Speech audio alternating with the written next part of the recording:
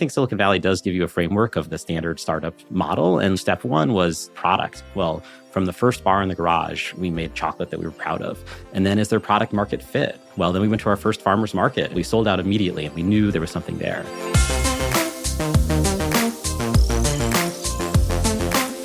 Hello and welcome to Shopify on Location. I'm Shuang Esther Shan, coming to you from our space in San Francisco. How does a startup measure success? For many, it's being bought by a larger company. But what happens after the acquisition and the movie credits begin to roll? For Todd Masonis and Cameron Ring, the answer is making chocolate. Comcast bought their tech company in a multi-million-dollar deal years ago. Then, in 2010, they opened Dandelion Chocolate, roasting cacao and tempering their 2-ingredient chocolate bars in the Mission District. Their story is uniquely San Francisco in so many ways, which Todd is here today to talk about. Todd, welcome to the show. Thank you so much for being here. Thanks so much for having me. So excited to chat. I personally love chocolate, and I understand you went on a chocolate sabbatical. Sounds super fun. What did you get to do? Well, when I had my tech startup, in a startup, you don't really get nights, weekends, vacation. You sort of work 24/7. And after we had been acquired and I had some time off, I said, this would be an opportunity to explore the world and do some fun things that I hadn't done in the past. And so I traveled a bunch and ate a lot of chocolate. I had always loved chocolate as a child. I wouldn't say I had a super sophisticated palate, but I was just sort of on Reese's peanut butter cups and that sort of thing. But I got to see how people were making chocolate kind of in the old traditional style in France, getting to see how people were still roasting cocoa beans, something that had kind of disappeared in America.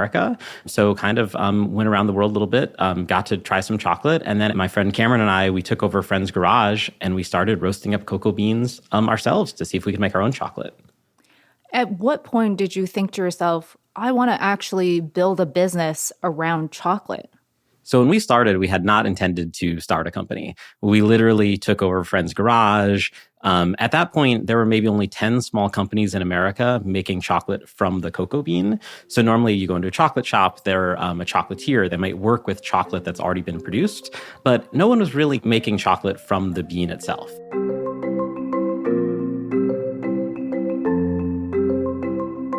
So it was sort of a fun project. We had our friend's garage. We would go to Home Depot and get PVC pipes and duct tape. I remember one time we needed to build a vibratory feeder. So we went to Brookstone and got a vibrating massager and duct taped it. We were literally just DIY hackers in the garage, just seeing if it was possible. And what was really interesting is that sort of craft chocolate, as we now call it, is pretty different than industrial chocolate. Industrial chocolate, you're getting not so great beans, you're trying to get the price really low, and you're trying to make it very consistent. So you get sort of not great beans, and you burn them, and you add many, many ingredients to them. In our case, we started with some of the best beans in the world and tried to get out of the way. And we started tasting flavors that were unlike anything we had tasted in chocolate. It's more like wine, different harvests and terroirs. And at that point, we started sharing with friends and family and knew we were onto something and we should do something with it. It also sounds like you were applying some of those hacking skills, some of those tech skills into making chocolate as well. It's not unlike a tech startup in the sense that you kind of don't know what you're doing and you just get going and one foot in front of the other.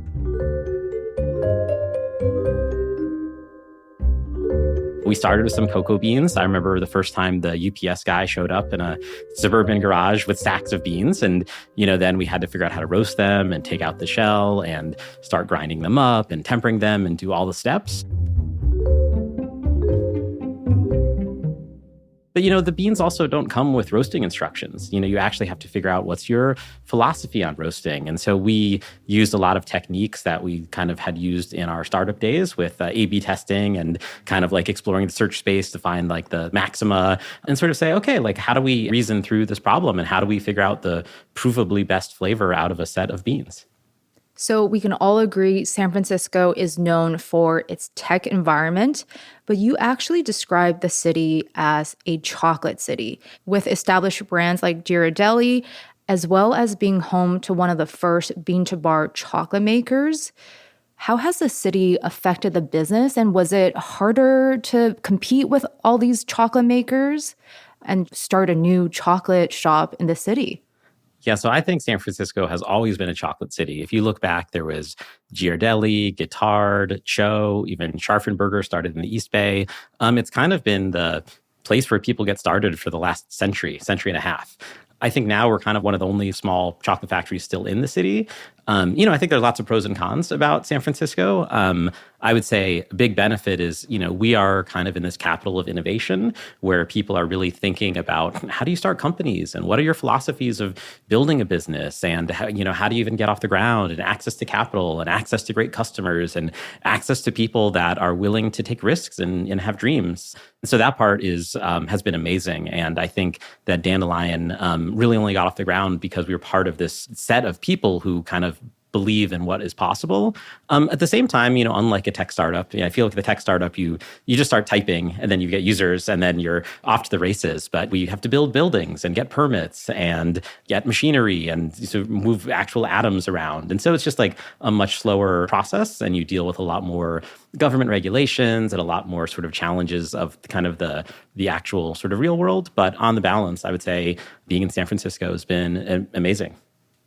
And one of those early big challenges is finding the right farmers, the right sourcing specialists to actually get you the beans that you wanted. How did you go about tackling that? Yeah, it's interesting. When we started, we thought, it'd be easy to get beans. There's all these beans on the market. And what we didn't realize back then is that all the cocoa beans are commodity. Doesn't matter where they're from or the quality levels, they're all just kind of considered the same. But when we started, we wanted to form relationships with the farmers. We wanted to know what was going on with the beans, how they tasted, how are they being farmed. So we had to build our own relationships. We had to build our own sourcing network. We publish a sourcing report every year with every farm that we visit. We visit them all. I think the only one we haven't made it to was Liberia because they had an Ebola outbreak.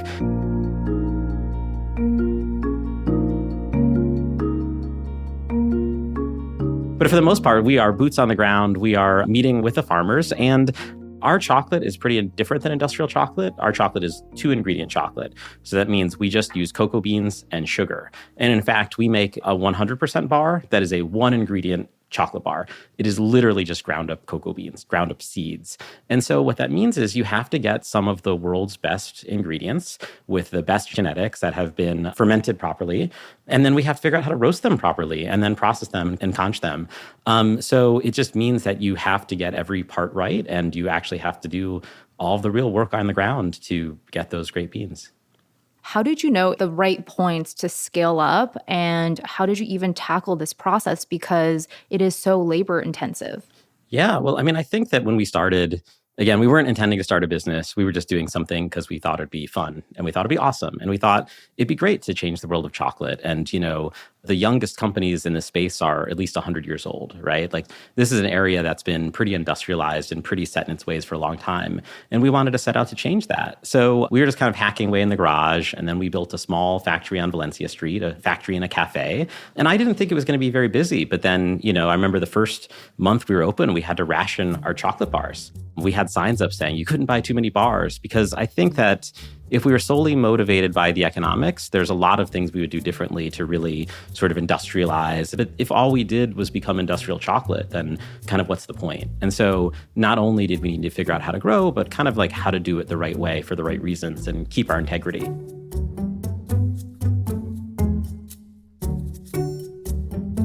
We were always looking at ways of, as we get bigger, how do we get more control over the process? How do we make better chocolate? How do we hone our craft?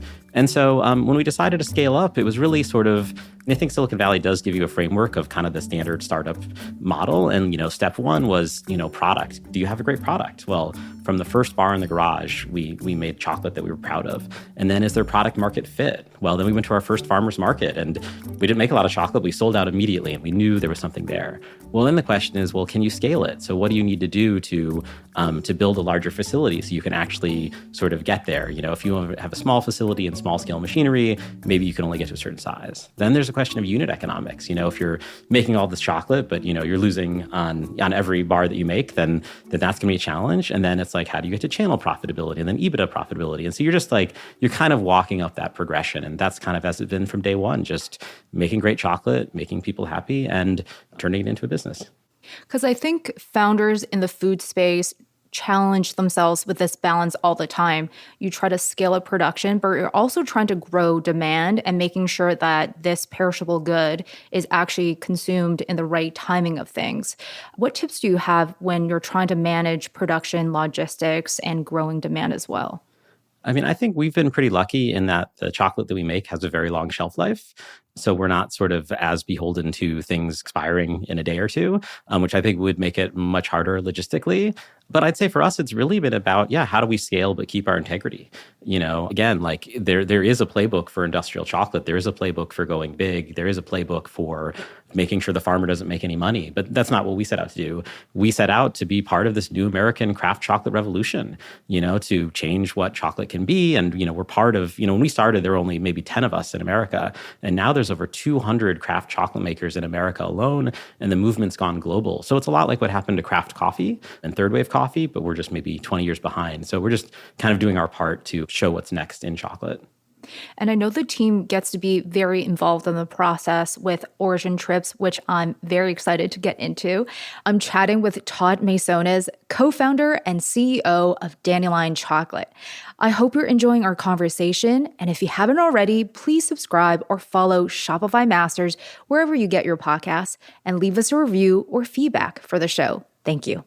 So yes, we talked a lot about also the fact that COVID had an impact on the business. It certainly forced all of food to move solely online.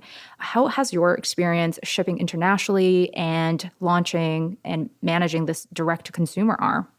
Yeah, I mean, COVID changed a lot for us. Pre-pandemic, we were almost entirely a retail business with cafes and retail stores. And it's funny, even though we had a tech background, we really liked sort of that retail aspect because someone's coming in, they've never tried good chocolate before, they've never tried craft chocolate.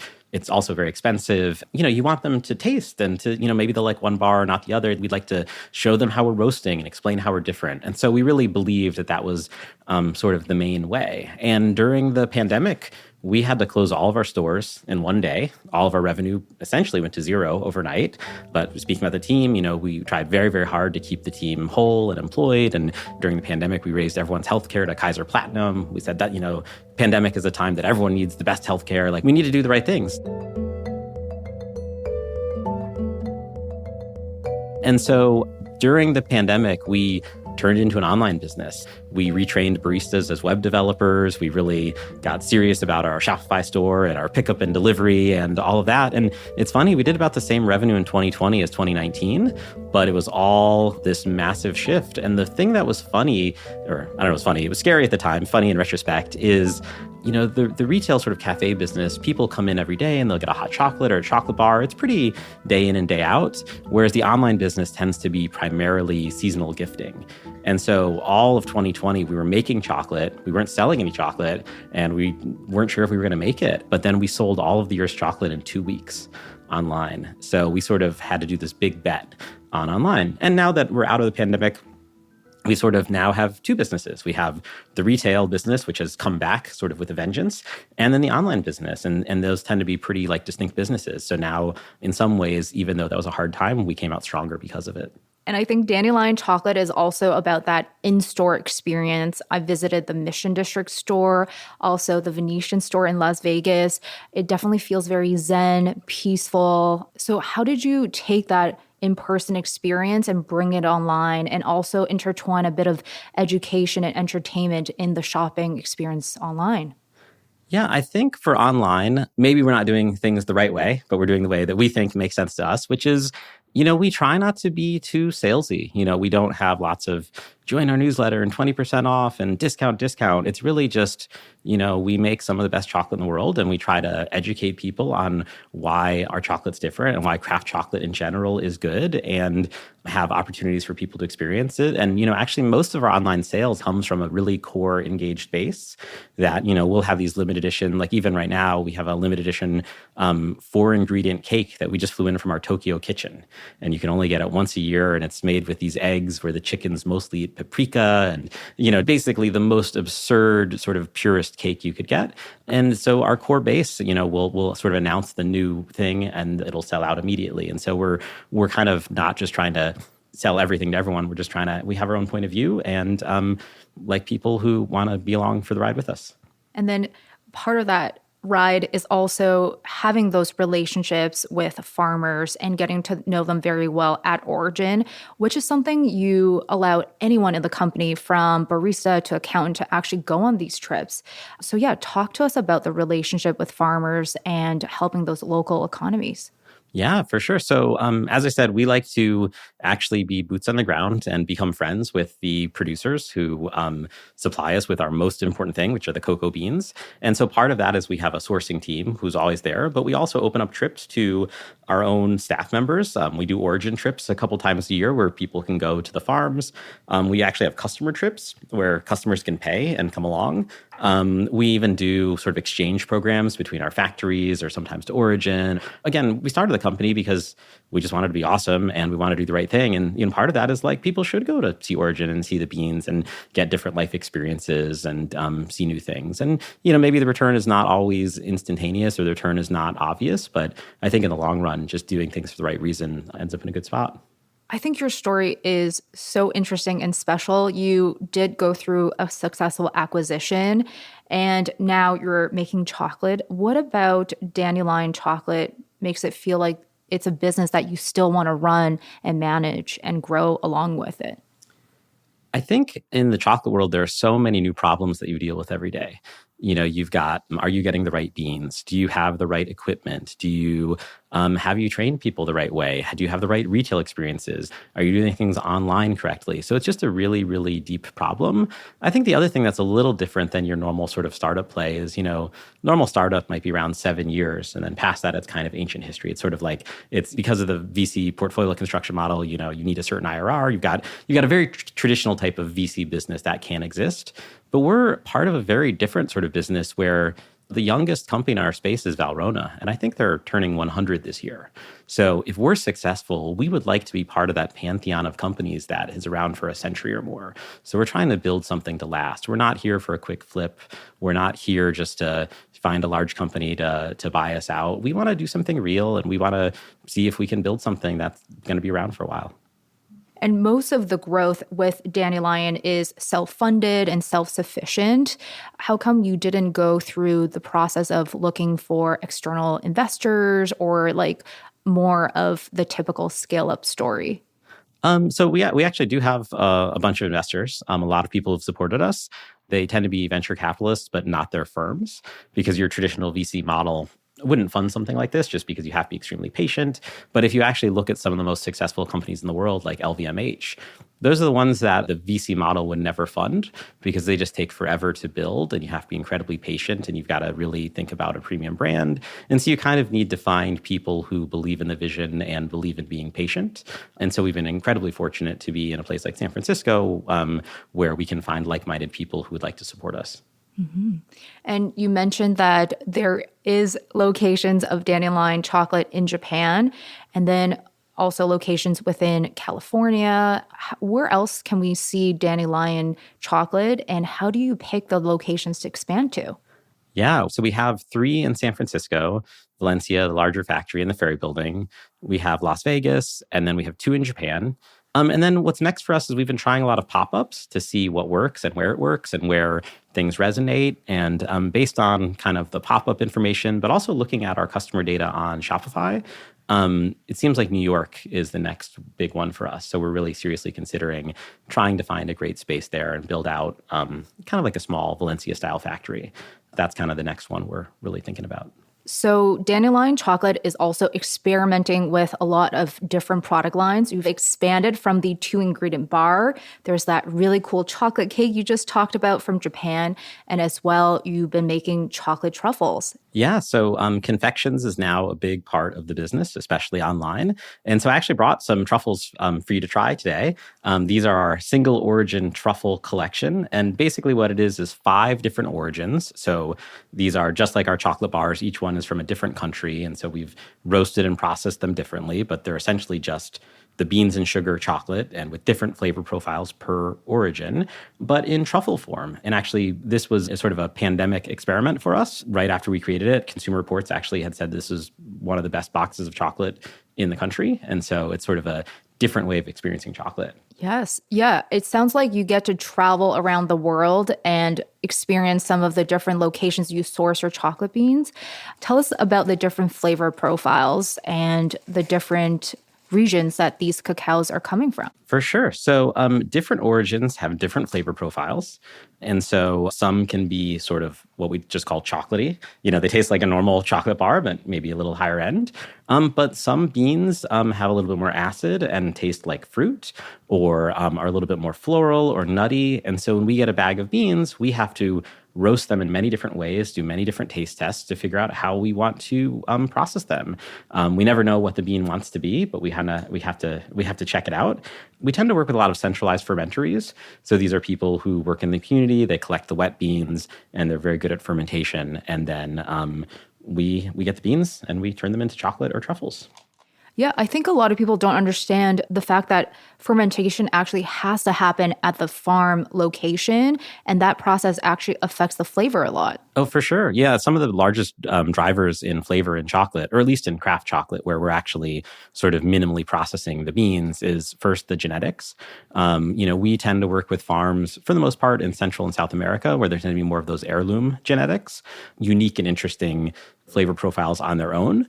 But then how they're fermented will affect kind of the flavor precursors that show up when the roasting happens. So the farmer has to be really good about how they're actually fermenting the fruit. And then they have to dry the beans. And depending on how aggressively they dry the beans, that might also affect the flavor profile. You might end up with more acid in the bean.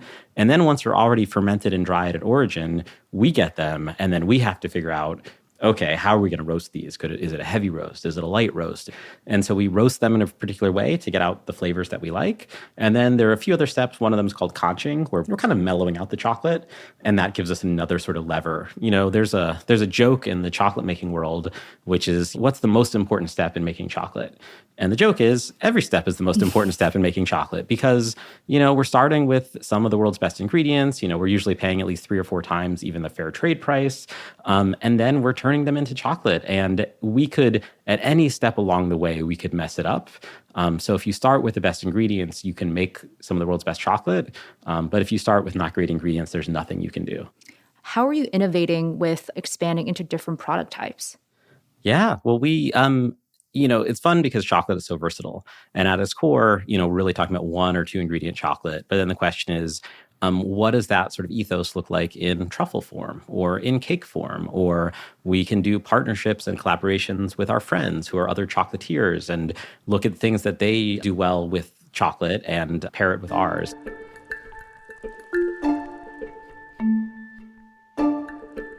We do a lot of product development. It mostly consists of, wouldn't it be awesome if this existed? And we try things, and some things work and some things don't. We also, this past year, did what we called the Year in Chocolate, which was kind of our answer to a subscription business in the sense that rather than do a monthly recurring subscription, we just said, in December, you can buy for $1,000 monthly shipments for all next year, and it's going to be all of our R&D.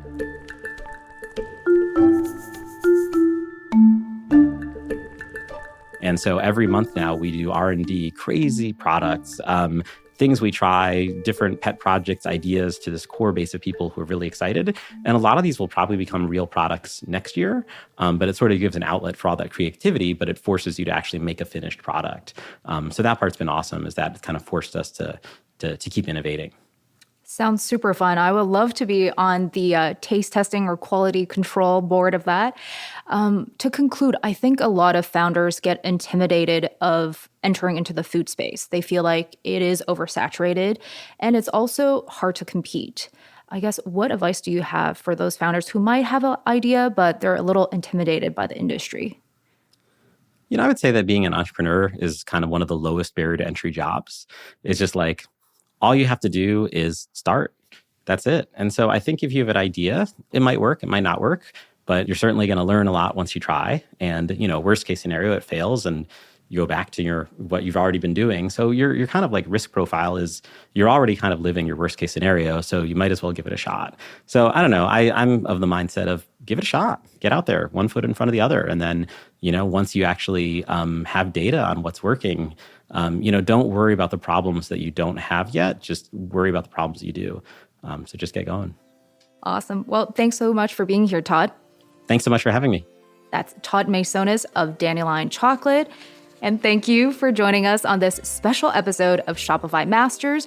Our show is produced by Megan Coyle and Gogo Zoger. Our engineers are Matt Schwartz and Miku Betlam. Benjamin Gottlieb is our supervising producer, and I'm Shuang Esther Shan. Come hang out with us next Thursday for another episode of Shopify on Location in San Francisco.